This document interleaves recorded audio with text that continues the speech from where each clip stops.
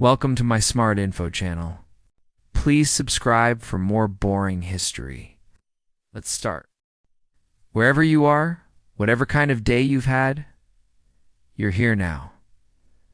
This is a space for stillness, for slowness, for sleep. And tonight we'll be wandering far from the familiar, back in time to a city where temples rose like mountains, where the sun was a god that needed feeding, and where life pulsed through markets, fields and silent courtyards and quiet rhythms, both harsh and beautiful. You'll walk the canals of Tenochtitlan, the heart of the Aztec Empire, but not as a ruler, not even as a warrior.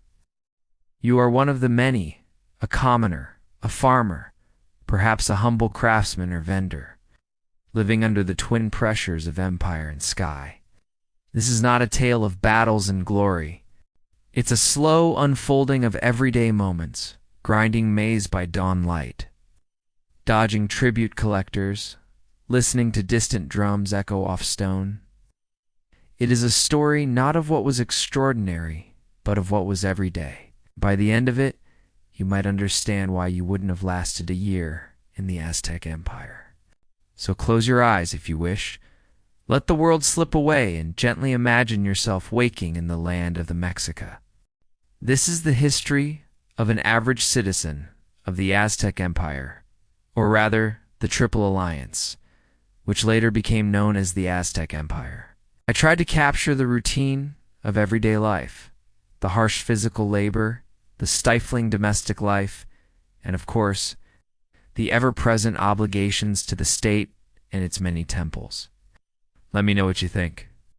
Now, when we talk about the Aztecs, we tend to focus on the great city of Tenochtitlan, the capital of the Triple Alliance. We imagine towering pyramids, bustling marketplaces, and a society that was obsessed with human sacrifice. While all of these things are true, they only tell part of the story.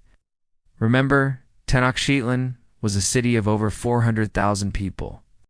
So, while the rulers and priests and merchants got most of the attention, most people were commoners. They lived in the shadows of the great buildings, working hard to keep the empire running. The vast majority of commoners were farmers, living in small neighborhoods made up of 3 to 4 story buildings made of reeds and packed earth. These neighborhoods were called barrios. Each barrio was dedicated to a particular type of craft or occupation, like weavers or boat builders. Even within these small communities, there were differences between rich and poor. Wealthy commoners could own small plots of land and maybe a few luxury items like fine clothing or a decorated shield. Poorer folks had little to their name. Life was hard, but it wasn't unusual. Imagine yourself in a home of reeds and packed earth. It is morning, or something close to it. Air is still dark, but your day has already begun. You lie on a woven mat beside your family, wrapped in a coarse blanket that smells faintly of dust and smoke. There are no windows, just a small opening where the gray of pre-dawn seeps in. The first sound you hear isn't birdsong. It's the low, rhythmic thud of the grinding stone. Matata on maize, already in use next door. Someone's day began before yours. You rise slowly, your limbs stiff from sleep. The mat creaks as you fold it away, tuck it into the wall niche.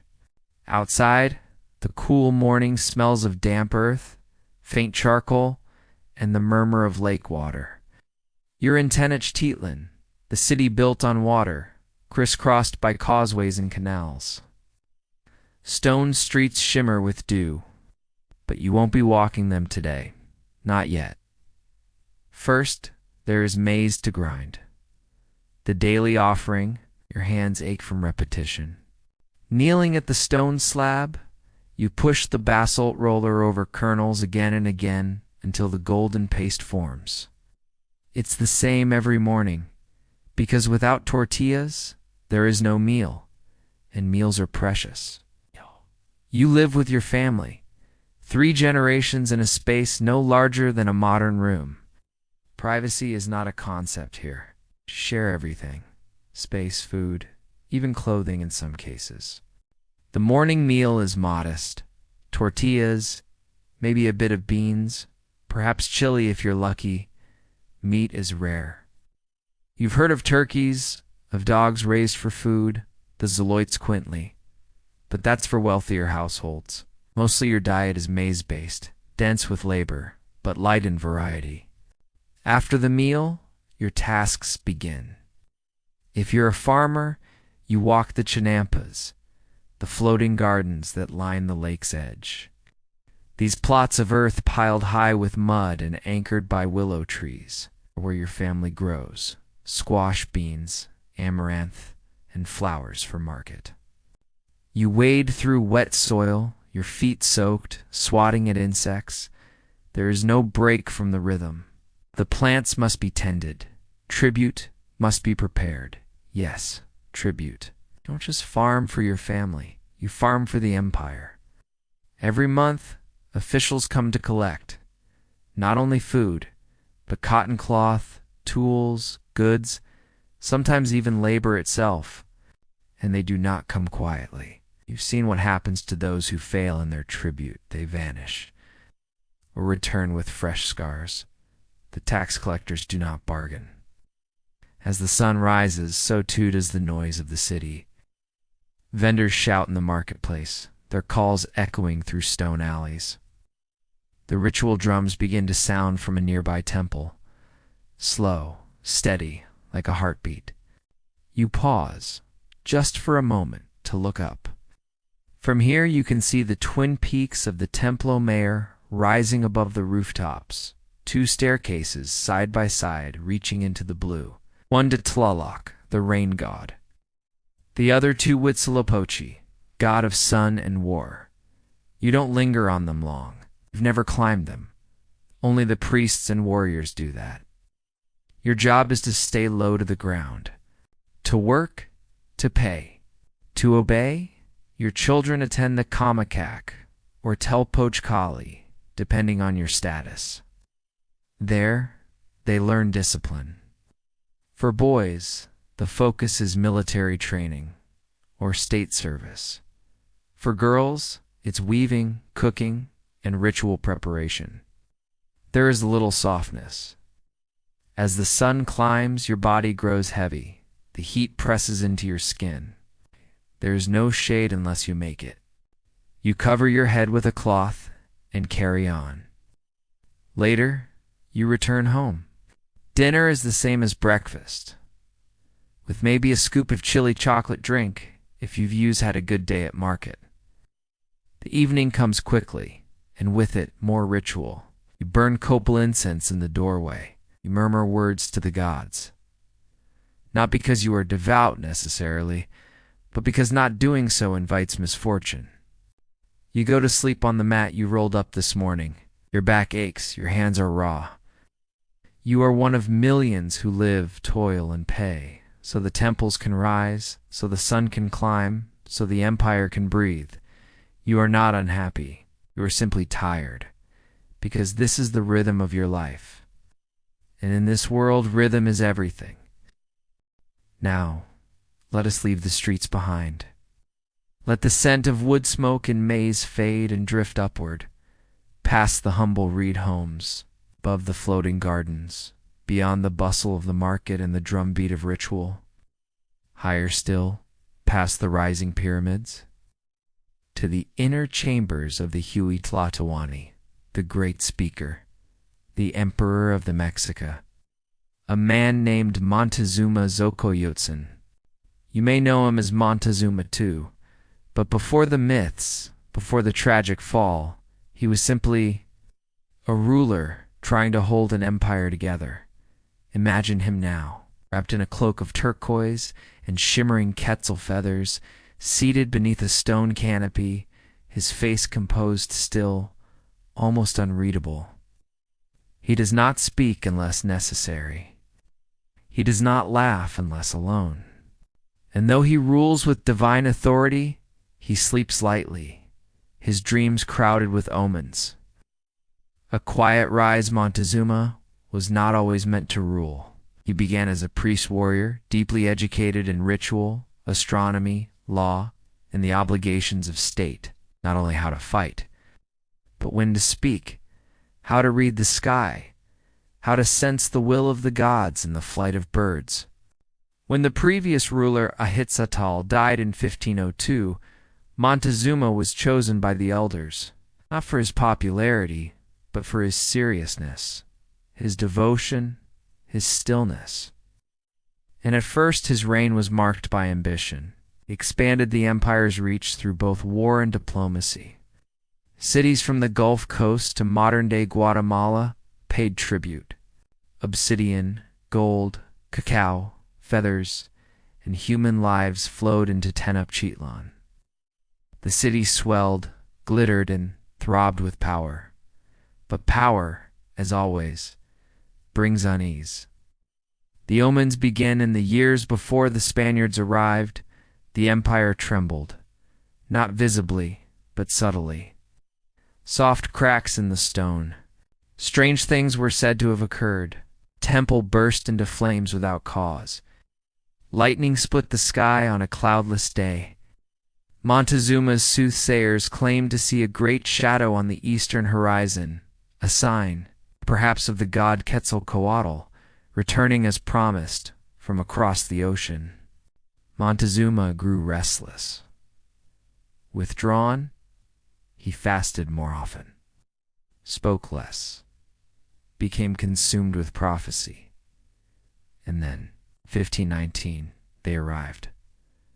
Canola, strangers from the sea, not gods, not spirits, men, pale-skinned, bearded, metal-clad.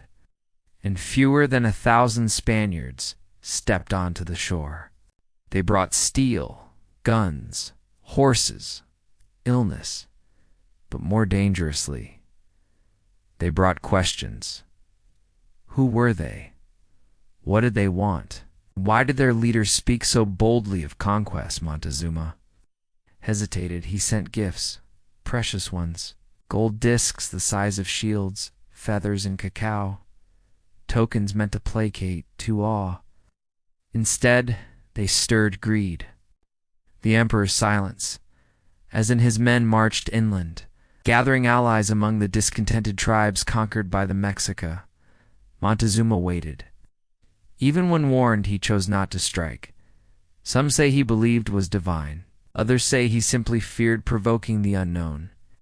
When the Spaniards reached Tenochtitlan, they were received with formality and care. Garlands, feasts, polite, veiled words. Montezuma welcomed them into the city. He offered lodging in the palace once owned by his father, and then he did something unthinkable. He became a hostage in his own court. The collapse seized Montezuma quietly, without fanfare. The emperor remained outwardly respected, but no longer in control. He delivered speeches to the people from palace balconies, urging calm, peace, obedience, but they no longer listened. Eventually riots broke out, tensions rose, and when Montezuma tried to speak once more, pleading for calm, he was struck by a stone from the crowd. In one version of the story, he dies a few days later from the wound. He is quietly killed by his captors, no longer useful. In both versions, he dies not as a warrior, but as a man caught between worlds. A ruler lost in prophecy, trapped by caution, and broken by forces he could neither understand nor stop. The stillness, after Montezuma's death, chaos followed. The Spaniards fled the city briefly, with many drowning or dying in what became known as La Noche Triste, the Night of Sorrows. But they returned with reinforcements and disease. Tenochtitlan fell, its temples broken, its people scattered. But Montezuma's story lingers, not as a villain, not as a fool, but as a man slowly undone by silence, belief, and the heavy weight of sacred duty. He ruled an empire of unimaginable complexity, but could not prevent its collapse. It remains, even now, a shadow. A figure half lost in gold, half buried beneath the stones of a modern city. Now, let us walk quietly away from the palace. The stone has cooled. The voices have faded. And below your feet, beneath Mexico City itself, the ruins of that vanished empire still rest, waiting to be uncovered. This is a sculpture garden. What else would you expect? In the home of the most famous rich family in all of Mesoamerica. Their wealth made them fat. Their power made them bold. Their hubris made them cruel. This is the Gilded Age of the Aztec Empire, and this is their ruler, Moctezuma II. His head was almost the size of his torso. He was one of the most pampered humans who ever lived, and he ruled over one of the largest empires in history. While his empire stretched across 3 continents and contained hundreds of different peoples, his personal residence was only a few square blocks. Here, within these thick walls, were palaces, gardens, reservoirs, ball courts, and temples. And at its very heart was the ruler. Inside his palace, guarded by fierce warriors, there were riches beyond compare. Jade jewelry, fine cotton garments, wooden toys, and chocolate. The finest food and drink flowed freely through the royal halls. And entertainment never ceased. Musicians, poets, and acrobats were always nearby, ready to delight their patron. But it was dangerous to please the emperor. A wrong note or a failed stunt might cost a performer their head, and while Moctezuma loved beauty, he feared change. In the last years of his life, he became obsessed with protecting the boundaries of his empire, convinced that the outside world was full of monsters and demons. He built thicker walls, taller pyramids, and ordered more sacrifices. Today, we can visit the remains of his palace complex, walk among the palaces of his nobles, climb the sides of his grand pyramids, and peer into the rooms where priests prepared human sacrifices for the gods. But what we can't do is truly understand the brilliance of the empire that he led. For while the Aztec were masters of stone and stucco, many of their greatest creations were made of a material that has long since vanished. Well, and so we will never know the half of their magnificence. And you know those amazing animations you've seen throughout the video? Well, believe it or not, bringing this place to life took a lot less time than you think. How much time? Well, how much time do you have? Let me show you. This entire video was created by one person, our studio, in just 3 weeks. It may look like a big team with a huge budget, but it's really just one guy working in his spare time. When I heard about Wondershare, I knew I had to check it out. Wondershare is a suite of AI tools that help you animate videos like this. No animation experience needed. All you need is an idea and some time. The rest, the backgrounds, the characters, the props, the environments, Wondershare can handle all of that. Let me show you how it works. First, I start with my idea, a concept. Then I jump into the web app. Well, now with a few clicks, it's brought to life. What you're watching is the entire process from concept to finish, and as you can see, I am not very good at drawing. But that doesn't matter because I don't have to be. The platform does all the work. That means I can focus on what I do best, telling stories about amazing places. That's why I love using it. It gives me hours back in my week. So instead of spending all day animating, I can spend that time researching, writing, and creating more videos for you. And that's why I'm so excited to tell you that Wondrous is now available for free. Yes, you heard that right. Free. The basic plan is completely free. With it, you get access to a library of images, templates, and most importantly, 30 free credits every month. Credits that you can use to animate anything you want. And hey, maybe when you create your masterpiece, you can share it with me. I can't wait to see what you make. You are the empire. You are the pulse of Tenochtitlan beating beneath Lake Texcoco. We have walked through soil and stone, felt the weight of tribute, and traced the outline of lost temples beneath modern streets. But now, let us turn inward. Let us slow our steps and enter a quieter, more refined world. The world of an Aztec noble, a member of the Pippleton, the upper class. Not a priest, not a warrior, but a high-ranking family with land, education, and tradition. This is still the same empire. But seen from here, it is quieter, more perfumed, more adorned.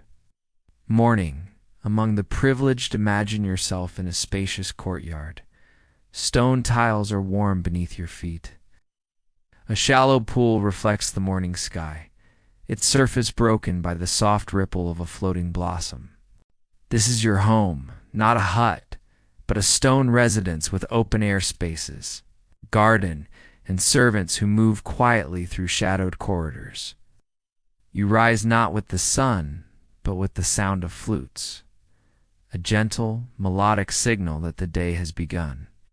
You bathe first, in warm water infused with herbs. Then your face is painted, your hair arranged, not for vanity, but for duty. As a noble, you are expected to embody dignity. Your clothing is of finely woven cotton, dyed and embroidered.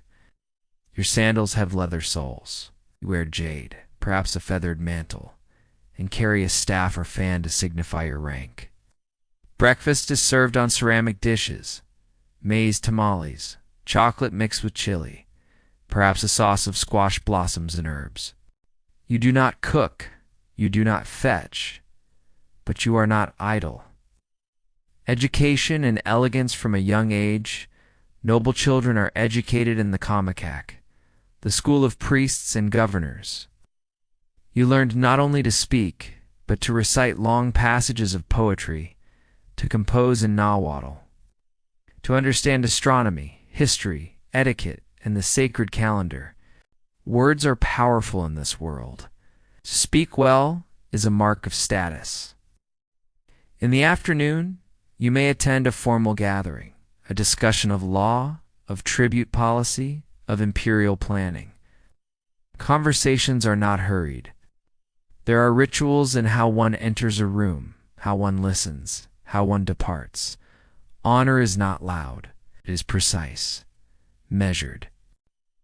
Rituals and sacred duties as a noble, you are closely tied to religion. You may be asked to sponsor a ceremony, to provide offerings, or to preside over events in the community. The gods expect more from those who have been given more, and so your family line is often entwined with the priesthood. In the evenings, rituals are held. Not all are public. Some take place in the garden of your home in a small shrine, lit by glowing coals and copal smoke. You kneel beside your family, reciting prayers passed down from ancestors. There is no rush, only rhythm. The luxury of stillness as night falls. You walk slowly along the edge of your garden. Perfumed air rises from white flowers. The moon is high. A servant brings you a ceramic cup, cacao, warm and slightly bitter, spiced with chili and vanilla. You sip it slowly. Your mind turns to poetry. Perhaps you recite lines from the philosopher king of Texcoco, who once said, "Is it true one lives on earth? It's not forever on earth, only a little while here." There is a quiet sadness to the night. Even with wealth and status, you know that all things pass. The empire will rise and one day fall. Your house will crumble, your words forgotten. But for now, there is music, there is moonlight, and the soft rustling of feathers in the trees. Evening in the empire, you retire to your chamber, walls painted with red ochre, floors swept clean.